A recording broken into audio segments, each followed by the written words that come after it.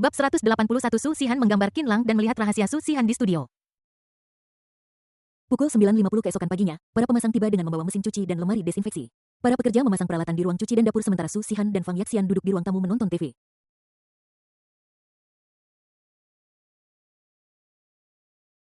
Fang Yaxian berkata, omong-omong Shihan, hasil ujian akhirmu seharusnya sudah keluar kan? Bagaimana hasilnya tahun ini? Putrinya telah menjadi siswa terbaik sejak dia masih muda. Fang Yaxian tidak pernah mengkhawatirkan nilai putrinya sebelumnya. Tapi kali ini putrinya pasti telah melewatkan banyak kelas untuk melahirkan anak. Ditambah kehamilan membuat orang bodoh selama 3 tahun. Di akhir semester, putrinya mungkin masih berpikir untuk kembali. Dia tidak tahu bagaimana dia belajar dan diperkirakan dia mungkin tidak akan berhasil dalam ujian.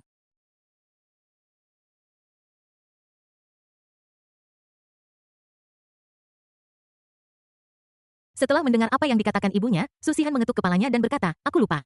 Hasilnya seharusnya sudah dirilis kemarin. Aku akan memeriksanya.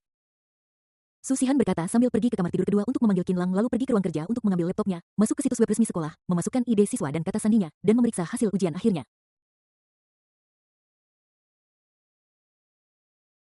Transkrip itu berisi semua nilai bagus dan ada kalimat di akhir yang mengucapkan selamat kepadanya karena mendapatkan tempat pertama di departemen dalam nilai tersebut.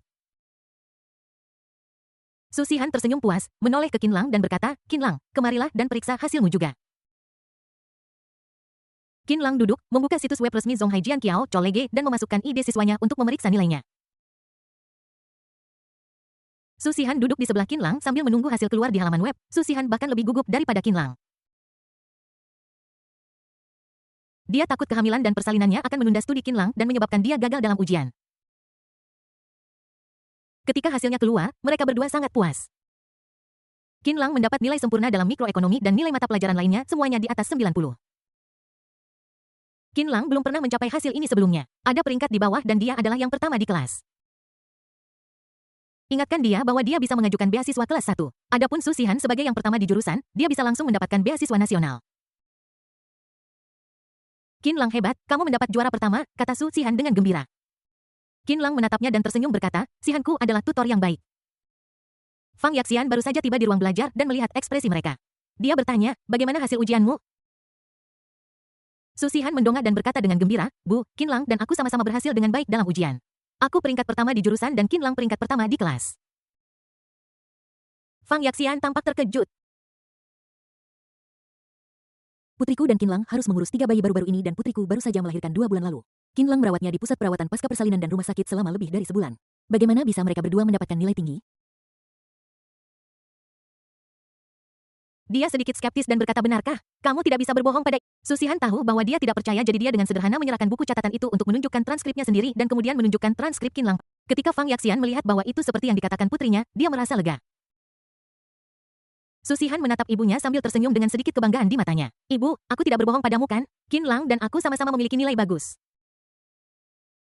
Fang Yaxian senang putrinya telah melahirkan seorang anak. Hal yang paling dia khawatirkan adalah kerinduan putrinya akan kehidupan keluarga akan menyebabkan kelalaian dalam studinya.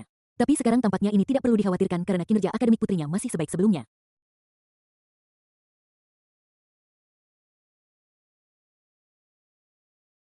Terlebih lagi, nilai Qin Lang juga mengejutkannya. Dia tidak menyangka Qin Lang belajar dengan sangat baik. Meskipun sekolahnya jauh lebih buruk daripada sekolah putrinya, dia mampu mendapatkan tempat pertama di kelas, jadi dia juga seorang siswa yang sangat baik. Fang Yaxian tidak berani menunjukkan terlalu banyak kegembiraan karena takut kedua anak itu akan bangga dan mengingatkan mereka. Nah, kalian melakukannya dengan baik dalam ujian kali ini, tetapi kalian berdua masih junior semester depan, jadi kalian masih harus terus bekerja keras. Aku tahu bahwa sekarang kalian berdua harus membuka toko dan mengurus 3 anak. Ada banyak hal dalam hidup, tetapi kalian tidak boleh mengabaikan studi kalian, mengerti? Su Shihan dan Qin Lang mengangguk. Fang Yaxian senang dan berkata, oke, kalian bermain saja di sini. Aku akan pergi melihat bagaimana para pekerja melakukan instalasi. Dia berbalik dan pergi dengan gembira meninggalkan ruang tamu untuk Qin Lang dan Su Shihan. Sekarang hanya ada mereka berdua. Su Shihan dengan gembira menghampiri dan memeluk Qin Lang sambil berkata, bagus sekali Qin Lang, kita berdua bisa mendapatkan beasiswa semester depan. Beasiswa nasional adalah 8.000 dan beasiswa kelas 1 sekolah setidaknya 5.000. Dengan cara ini kita akan memiliki lebih dari 10.000.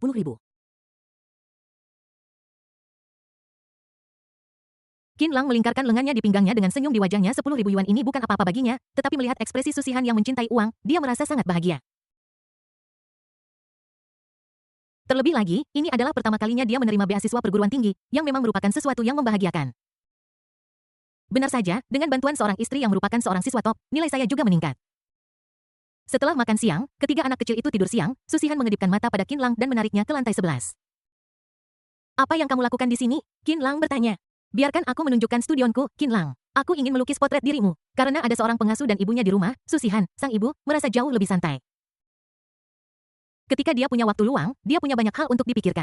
Misalnya, pesta pertunangan akan diadakan bulan ini dan dia ingin membuat sesuatu yang istimewa untuk Qin Lang. Misalnya potret Qin Lang. Gambarlah sebuah potret untukku. Qin Lang melihat Su Xihan menyiapkan kuas, cat, dan benda-benda lainnya. Dia pikir ini sangat baru. Ketika dia bermain di luar sebelumnya, dia melihat orang-orang menggambar potret di pinggir jalan. Namun, sebuah sketsa harganya puluhan yuan, jadi dia tidak mengeluarkan uang untuk ikut bersenang-senang. Sekarang istrinya, seorang siswa terbaik, berkata dia ingin melukis potret dirinya dan dia menjadi tertarik. Dan sepertinya cat akan digunakan, jadi sepertinya dia akan dilukis dengan cat minyak. Dia menutup pintu dan segera mulai menanggalkan pakaiannya. Bagaimanapun juga, saat melukis potret minyak, keadaan yang paling orisinal adalah yang terbaik. Itu yang mereka katakan di TV. Jadi ketika Su Xihan menyiapkan kuas cat dan bingkai dan berbalik untuk melukis Qin Lang, dia melihat Qin Lang duduk di bangku hanya dengan pakaian dalamnya. Kuas di tangan Su Xihan jatuh langsung ke tanah dan kepala kecilnya terasa pusing. Aku mengangkat tanganku dan menyentuh hidungku dan merasakan darah. Dia dengan malu-malu berbalik dan berbicara sambil melirik Qin Lang dari sudut matanya, Qin Lang, kamu harus cepat memakai pakaianmu. Meskipun mereka berdua telah tidur di ranjang yang sama selama berhari-hari dan bahkan melakukan percakapan yang sedikit mendalam tadi malam, dia masih tersipu dan jantungnya berdebar lebih cepat ketika dia melihat sosok Qin Lang yang bagus di tengah hari. Xihan, apakah kamu tidak akan menggambarku? Menggambar seperti ini akan lebih baik menunjukkan sosokku. Tapi. Xihan jangan malu, aku sama sekali tidak malu, aku hanya menjadi modelmu. Wajah Su Xihan masih sangat merah. Dia belum pernah melukis gambar seperti itu sebelumnya. Bahkan ketika dia belajar melukis, guru akan mencari model telanjang tetapi mereka semua berpakaian dan hanya berpose karena mereka perlu belajar cara mencampur warna dan menggambar tekstur pakaian del.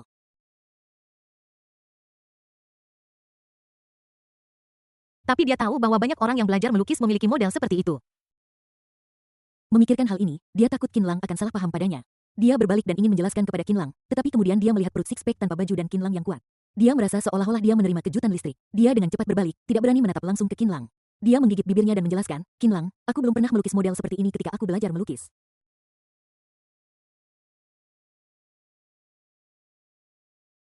Mereka semua berpakaian.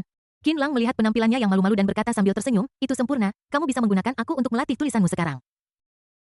Saat dia berbicara, Qin Lang juga datang di belakang Su Xihan dan melingkarinya dari belakang. Jangan gugup, ini adalah potret pribadi kita berdua hanya untuk kamu dan aku yang melihatnya. Ketika Su Xihan mendengar ini, bulu matanya sedikit bergetar. Dia merasa bahwa menggambar Qin Lang dengan cara ini memang sangat istimewa dan menganggukkan kepalanya dengan malu-malu. Selanjutnya, Su Xihan menggambar potret Qin Lang. Atas saran Su Xihan, Qin Lang mengambil selembar kain sutra yang terasa sangat halus, lalu menopang kepalanya dengan tangannya dan berbaring malas di sofa singgasana. Di tanah terdapat buah-buahan musiman dan ornamen kelas atas yang disiapkan oleh Su Xihan.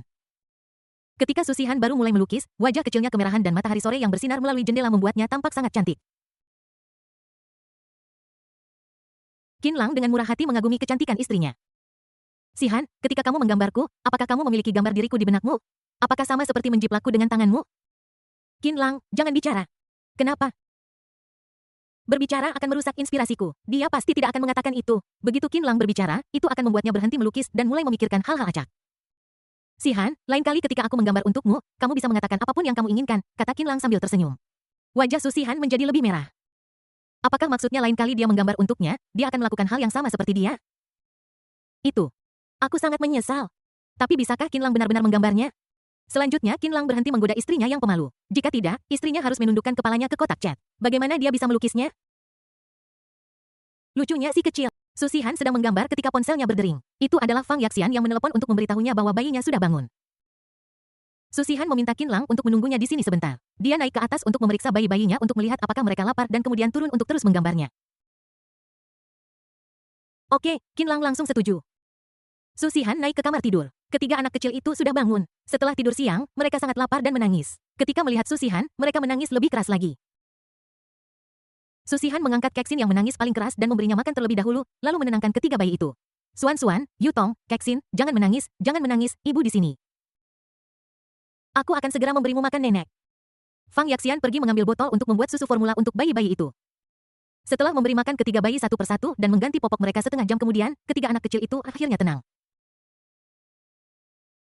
Fang Yaxian kelelahan, dia memegangi pinggangnya yang sudah tua dan duduk di tempat tidur. Melihat bayi-bayi yang seperti malaikat kecil di tempat tidur, matanya penuh kelembutan. Dia berkata dengan emosi, "Si Han, 3 anak benar-benar terlalu sulit untuk diurus. Ketika kamu kembali ke Zonghai, pekerjakan beberapa pengasuh lagi dan cari pengasuh profesional. Jangan khawatir tentang menghabiskan uang. Jika kamu tidak punya cukup uang, beritahu ibu dan aku akan memberimu sejumlah uang." Faktanya, dia juga ingin membantu putrinya merawat anak itu, tetapi tubuhnya tidak kuat. Jika Qin Lang benar-benar dapat menyembuhkan sakit punggung kronisnya, itu akan sangat bagus dan dia bisa pergi dan merawat anak putrinya sendiri. Su Sihan berkata, "Ibu, Qin Lang, dan aku bisa menjaganya, kamu tidak perlu khawatir." Di Zonghai dengan bantuan Bibi Wang, dia dan Qin Lang sama-sama sangat sibuk. Lagi pula, saat bayi masih kecil, mereka membutuhkan kehadiran orang tua mereka, jadi dia dan Qin Lang juga bersedia meluangkan lebih banyak waktu dengan bayi-bayi itu. Fang Yaxian memikirkan kemampuan Qin Lang untuk mengurus anak-anak, mengangguk, dan memuji dengan tulus. Qin Lang benar-benar baik, dia kuat dan dia sangat berhati-hati dalam mengurus anak-anak. Tidak seperti beberapa ayah, mereka masih bayi sendiri dan tidak tahu bagaimana mengurus bayi.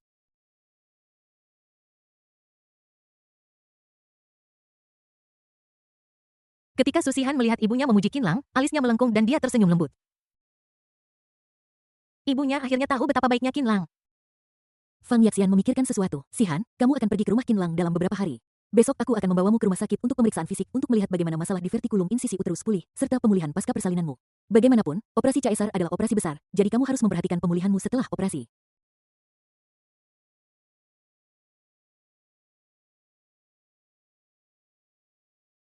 Su Sihan mengangguk, "Oke." Su Sihan menyadari kondisi fisiknya. Sejak Qin Lang membantunya dengan perawatan, kesehatannya semakin membaik dari hari ke hari. Sekarang punggung bawahnya tidak sakit lagi dan masalah dengan divertikulum uterus juga seharusnya sudah sembuh karena Qin Lang mengurangi jumlah obat yang dia minum hari ini dan mereka awalnya berencana untuk pergi ke rumah sakit untuk pemeriksaan lanjutan dalam beberapa hari ke depan. Kebetulan ibuku menyebutkannya, jadi aku memutuskan untuk pergi bersamanya. Ini juga akan meyakinkan ibuku dan memberitahunya bahwa Qin Lang tidak hanya pandai merawat anak-anak tetapi juga memiliki keterampilan medis yang sangat baik. Kalau begitu, saya akan membuat janji untuk Anda jam 8 pagi besok, kata Fang Yaxian sambil mengangkat telepon. Oke, Su Sihan mengangguk. Setelah Su Sihan membuat janji di lantai atas, dia turun dan datang ke lantai 11. Begitu dia membuka pintu, dia melihat Qin Lang duduk di sofa malas dengan buku tas kain kecil di tangannya. Ketika dia melihat sampul buku tas kain itu, dia bahkan tidak punya waktu untuk menutup pintu. Dia bergegas dengan wajah merah, siap merebut buku tas kain itu dari tangan Qin Lang.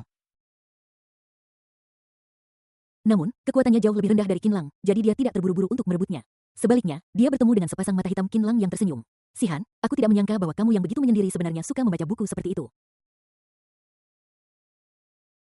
Pangeran sekolah yang mendominasi jatuh cinta padaku. Dan banyak deskripsi adegan di dalamnya sangat bagus. Akan kubacakan untukmu. Pada malam yang lembut itu, Wajah Su Sihan memerah seolah-olah darah menetes dari wajahnya. Dia tahu bahwa hal yang dijelaskan dalam buku saku itu sangat eksplisit karena pembersihan internet tidak begitu ketat di era itu dan itu adalah buku roman kecil yang berasal dari Taiwan.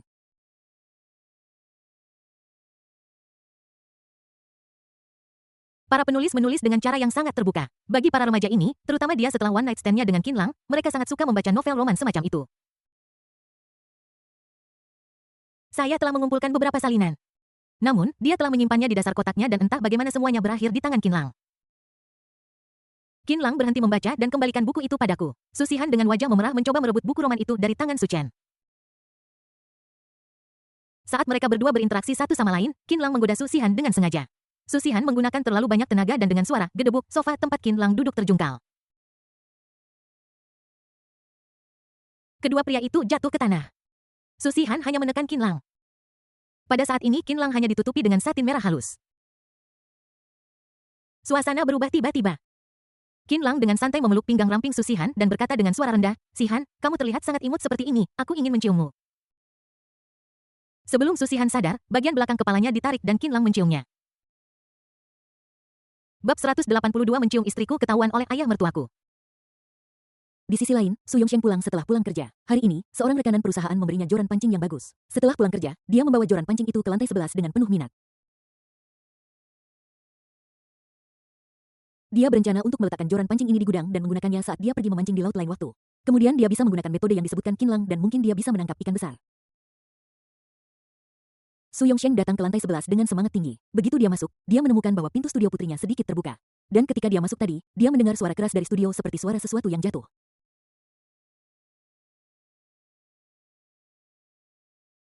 Apakah ada pencuri? Su Yongsheng mengerutkan kening.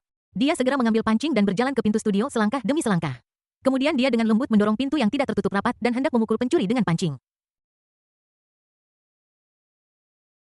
Tiba-tiba, dia dibutakan oleh pemandangan di depannya. Putrinya sedang memeluk Qin Lang dan Qin Lang tidak memakai baju. Bagaimana ini bisa terjadi di siang bolong? Su Shihan. Qin Lang. Ketika Su Shihan mendengar suara ayahnya, dia terkejut dan dengan cepat melepaskan Qin Lang. Dia berbalik dan benar-benar melihat ayahnya. Pikiran Su Yongsheng meledak dengan suara berdengung dan wajahnya tiba-tiba menjadi gelap. Dia memelototi kedua orang di ruangan itu, lalu memikirkan hubungan mereka. Mereka bahkan punya bayi. Apapun masalahnya, itu sudah terjadi. Memikirkan hal ini, wajahnya menjadi semakin gelap. Dia mengerutkan bibirnya, tidak mengatakan apa-apa, dan berjalan pergi dengan marah. Dia marah dan sedih. Bagaimana bisa putri yang telah kubesarkan selama 19 tahun dibujuk ke tangan bocah Qin Lang itu?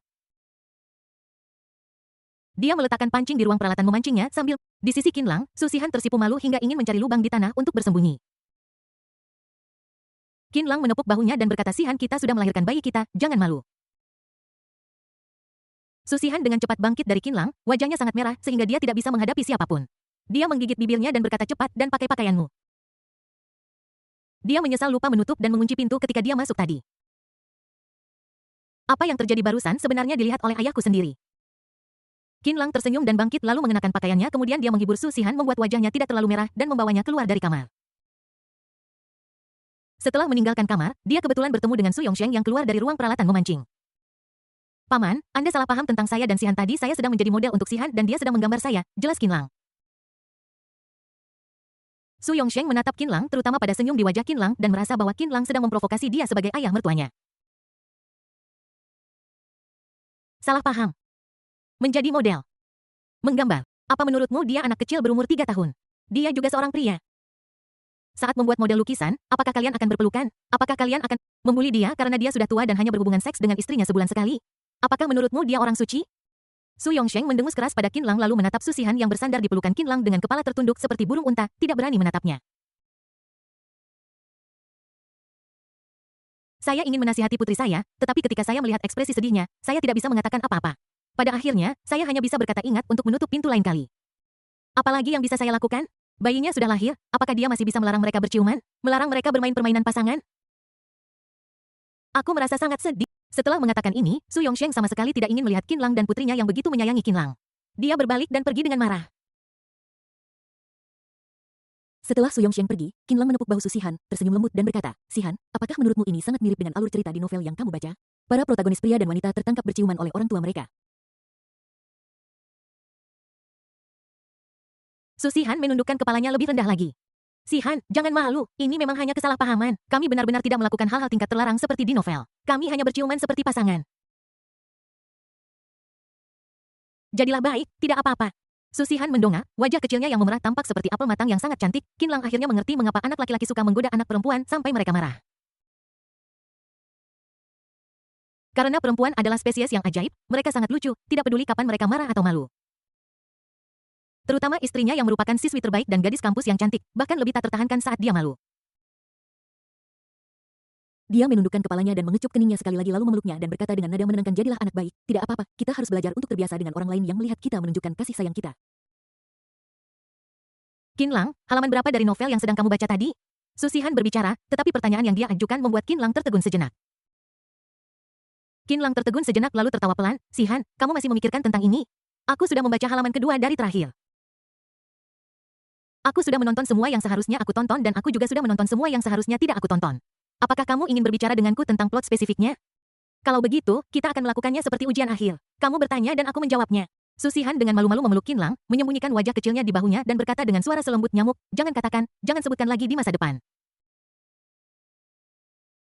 Betapa memalukannya Qin Lang benar-benar membaca halaman kedua dari terakhir.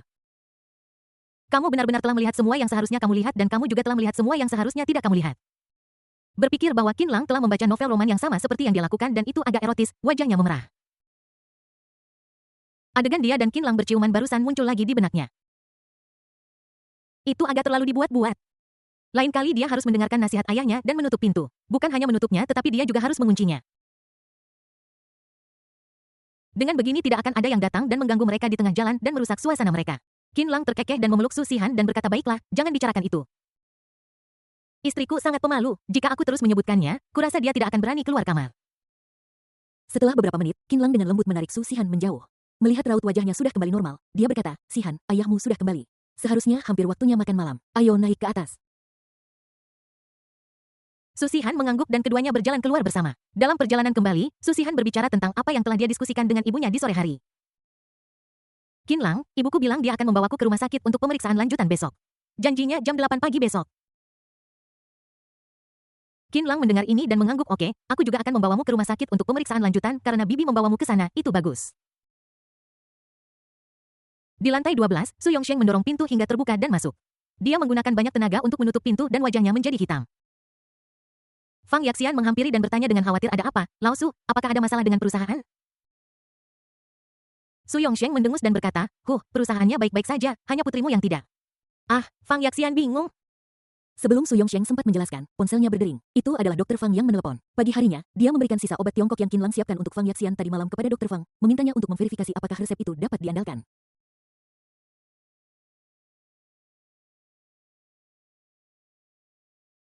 Dr. Fang menelepon saya saat ini dan dia pasti sudah diberitahu tentang ini. Bab 183 Ibu menelepon untuk melihat ketiga bayi itu dan memanggil mereka nenek. Segera setelah telepon terhubung, suara Dr. Fang terdengar, "Halo Lao Su, saya mengambil resep yang Anda berikan hari ini untuk pengujian dan hasil dari bahan-bahannya sudah keluar. Mengandung aciran tes bidentata, kulit kayu manis, Chistens deserticola, Soralia coryllifolia, Radix polygoni multiflori, Cuscuta australis, dan Astragalus membranaceus."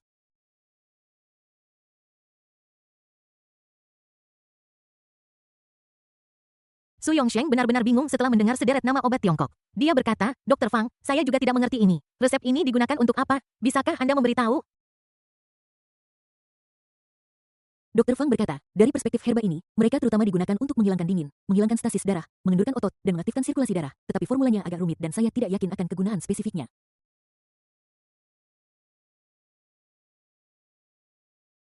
"Saya baru saja meminta nasihat dari guru saya. Dia berkata ini adalah resep untuk mengobati ketegangan otot lumbar. Ini hanyalah resep khusus yang hanya diketahui oleh sejumlah kecil praktisi pengobatan Tiongkok kuno. Dia juga melihatnya di catatan guru saya." "Lao Su, dari mana kamu mendapatkan resep yang bagus seperti itu? Aku ingat istrimu mengalami ketegangan otot pinggang. Dia sudah diresepkan banyak obat olehku sebelumnya, tetapi efeknya tidak bagus. Aku bertanya kepada guruku dan resep ini memiliki efek terapeutik yang sangat baik untuk masalah istrimu. Sepertinya kamu telah mengundang seorang dokter terkenal kali ini."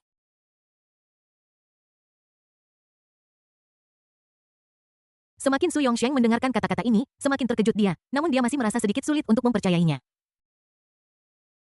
"Ini adalah resep ajaib yang hanya diketahui oleh sejumlah kecil praktisi pengobatan Tiongkok veteran dan ini adalah resep ajaib yang benar-benar dapat menyembuhkan masalah ketegangan otot pinggang istrinya. Qin Lang benar-benar mengetahuinya."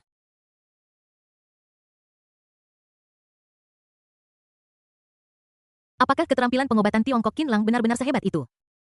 Berapa umur Qin Lang tahun ini? Baru 20 tahun? Jika seorang anak laki-laki berusia 20 tahun memasuki bidang pengobatan tradisional Tiongkok, dia harus menghabiskan beberapa tahun hanya untuk menghafal nama-nama obat Tiongkok. Dia sebenarnya memiliki resep ajaib untuk mengobati ketegangan otot lumbar. Su Yongsheng menegaskan lagi, "Dr. Fang, apakah Anda mengatakan yang sebenarnya?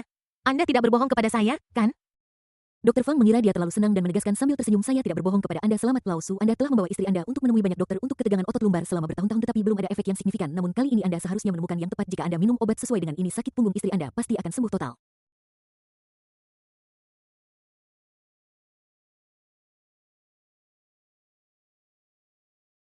Su Yongsheng terkejut dan tidak sadar sampai dia menutup telepon. Aku tidak menyangka Qin Lang benar-benar memiliki pencapaian setinggi itu dalam pengobatan tradisional Cina. "Tidak heran istriku mengatakan bahwa dia telah menyembuhkan sakit punggung putri kami sebelumnya. Sepertinya dia benar-benar ahli dalam bidangnya dan dapat meresepkan resep ajaib. Dia pasti seorang dokter Tiongkok berpengalaman dengan keterampilan medis yang luar biasa."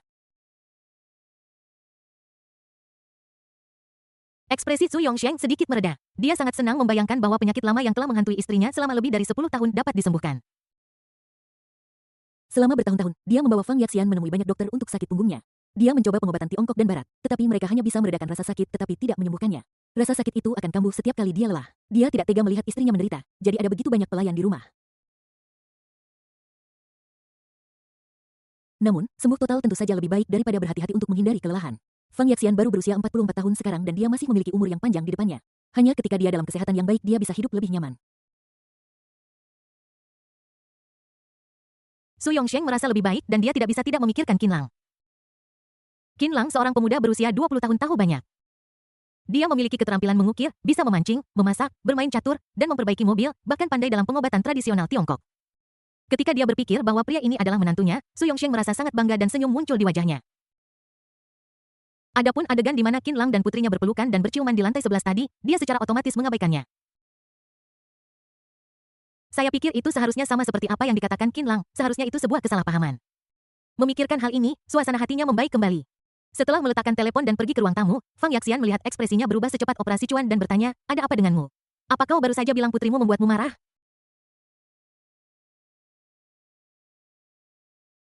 Su Yongsheng menengadah ke langit, apa aku bilang begitu? Fang Yaxian. Su Yongsheng berkata dengan ramah istri, di mana bayi-bayi itu? Aku ingin melihat mereka, aku sangat merindukan mereka setelah tidak melihat mereka seharian. Di kamar, Fang Yaxian merasa ada sesuatu yang salah dengan suaminya hari ini. Namun, melihat bahwa dia dalam suasana hati yang lebih baik dan tidak marah pada putrinya, dia merasa lega dan tidak bertanya lagi. Tak lama kemudian, Su Sihan dan Qin Lang juga kembali ke rumah. Karena apa yang terjadi di bawah tadi, Su Sihan tidak berani terlalu dekat dengan Qin Lang. Ketika mereka tiba di depan pintu, Su Sihan sengaja masuk duluan. Begitu dia memasuki rumah, dia dengan hati-hati melihat Su Yongsheng di ruang tamu dan menemukan bahwa Su Yongsheng sedang menggoda Dabao dan tampak dalam suasana hati yang baik. Su Sihan menghela napas lega, berbalik, dan menatap Qin Lang dan mereka saling tersenyum. Saat makan malam, Su Yongsheng makan beberapa suap makanan, mengerutkan kening, dan berkata, Nyonya Zhang, keterampilan memasakmu menurun. Pengasuh yang berdiri di sebelah mereka, Nyonya Zhang, tertegun. Fang Yaxian memukul lengan Su Yongsheng dan berkata, aku pikir kamu menjadi pilih-pilih setelah makan makanan yang Xiao Qin buat tadi malam. Keterampilan memasak Nyonya Zhang sama seperti biasanya. Bagaimana bisa menurun? Nyonya Zhang mengangguk dengan penuh semangat. Masakan rumahan ini adalah yang sering dia masak. Meskipun dia memasak beberapa hidangan laut hari ini, Fang Yaxian dan keluarganya kadang-kadang akan memakan hidangan ini. Sekarang menantunya ada di rumah, dia bekerja lebih keras untuk memasak dan makanannya selalu sangat enak.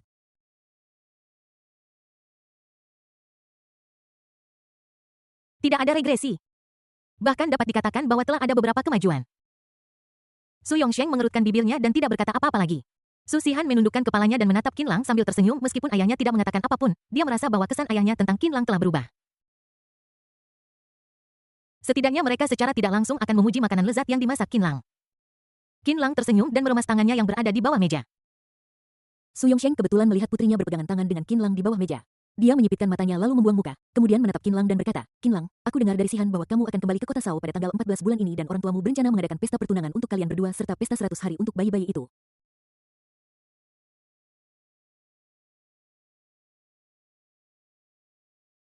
Ya, Paman. Apakah tanggal untuk pesta pertunangan dan pesta 100 hari sudah ditetapkan? Pesta pertunangan direncanakan akan diadakan 1 hari sebelum pesta 100 hari. Bayi-bayi itu lahir pada tanggal 17 April dan pada tanggal 27 bulan ini mereka akan tepat berusia 100 hari. Perjamuan 100 hari akan diadakan pada tanggal 27 bulan ini dan perjamuan pertunangan akan diadakan pada tanggal 26 bulan ini. Su Yongsheng mengangguk lalu meminta pengasuh untuk mengambil almanak tua dan kemudian dia melihat almanak sambil makan. Bagaimanapun juga ini adalah pertunangan putriku, sebuah peristiwa besar dalam hidup jadi kita harus memilih hari yang baik. Fang Yaxian berkata Lao Su, aku melihat almanak. Tanggal 26 bulan ini adalah hari yang baik untuk pernikahan. Su Yongsheng tidak menjawab setelah membalik ke halaman almanak ini, dia membaca dengan cermat apa yang tertulis di sana. Dia tidak hanya melihat apa yang cocok, tetapi juga melihat dewa-dewa keberuntungan dan kesialan, batang surgawi dan cabang duniawi, istilah matahari, Del, lalu memperhatikannya dengan baik dalam kombinasi dengan tanggal lahir putrinya.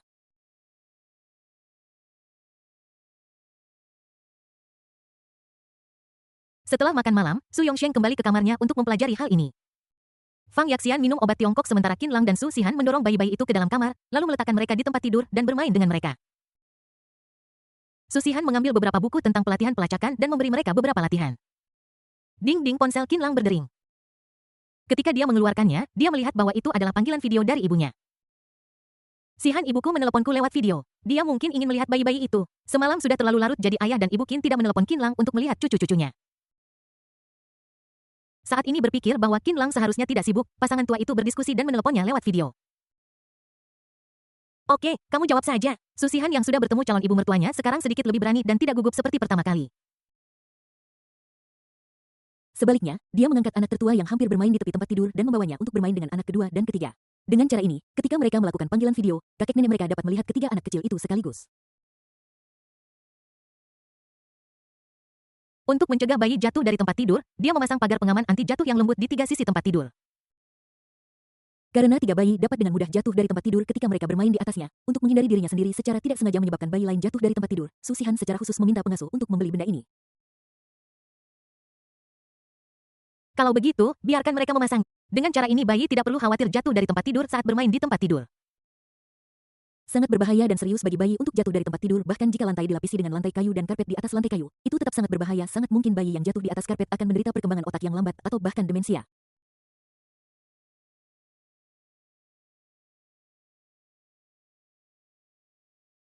Membutuhkan perhatian ekstra. Ada celah di pagar pembatas di ujung tempat tidur dan Qin Lang duduk di sana. Su Xihan duduk bersila di kepala tempat tidur, memandangi ketiga anak kecil yang berbaring ke arah Qin Lang dengan senyum lembut di wajahnya.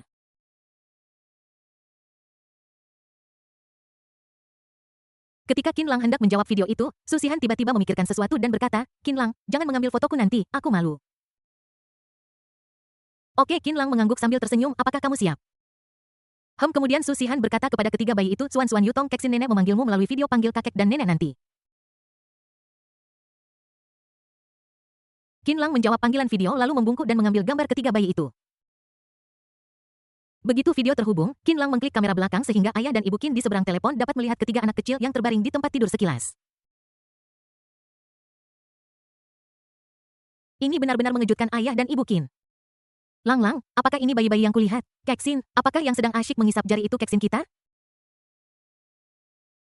Ayah Qin juga bersemangat. Aku melihat Suan, anak gemuk besar ini sangat mirip dengan Lang ketika dia masih kecil. Pasti ini Suan. Kalau yang satunya lagi adalah Yutong dan Keksin benar-benar terlihat sangat mirip. Qin Lang melihat orang tua yang bersemangat dan berkata sambil tersenyum, ibu dan ayah, ini adalah anak kembar tiga yang lahir dari aku dan Xihan. Ayah mengenali Suan barusan, tetapi ibu tidak. Yang sedang mengunyah jarinya adalah Yutong, bukan Keksin. Ibu Qin tersenyum dan berkata ya ampun Yutong dan Keksin benar-benar terlihat sangat mirip bagaimana kamu dan Xihan biasanya membedakan mereka. Ibu Qin yang belum pernah membesarkan anak kembar benar-benar tidak terbiasa dengan ini. Qin Lang tersenyum dan berkata ibu lihat baik-baik ada sedikit perbedaan antara Yutong dan Keksin. Wajah Yutong sedikit lebih besar dan wajah Keksin sedikit lebih kecil. Ketika kedua bayi itu bersama, Xihan dan aku bisa membedakan mereka. Bab 184 Lao Qin Double Happiness akan datang ke keluarga kami. Jika kita memisahkan mereka, kita perlu melepas topi mereka dan melihat jambul kecil mereka. Anda lihat, Yutong hanya memiliki satu jambul di sebelah kiri sementara Keksin memiliki dua, satu di sebelah kanan dan satu di tengah. Ketika Ibu Qin melihatnya, dia berkata dengan terkejut, benarkah? Qin Lang memakaikan topi itu pada Yutong dan Keksin, lalu kembali kepada mereka dan berkata kepada putra dan putrinya, ayo Suan, Yutong, Keksin, berikan ciuman kepada kakek dan nenek. Lihat, ayah akan mengajari kalian bagaimana caranya. Saat dia berbicara, Qin Lang mendemonstrasikan sambil memimpin ketiga bayi itu untuk melakukannya. Suan mengerjapkan mata besarnya dan menatap Qin Lang tanpa bergerak. Yutong sangat lucu. Ketika dia melihat tindakan Qin Lang, dia sepertinya mengingat sesuatu. Dia segera tersenyum dan mengeluarkan suara tawa bayi. Dia menendang kedua kaki kecilnya dan segera memberikan ciuman kepada Qin Lang dengan tangan kanannya meniru tindakannya.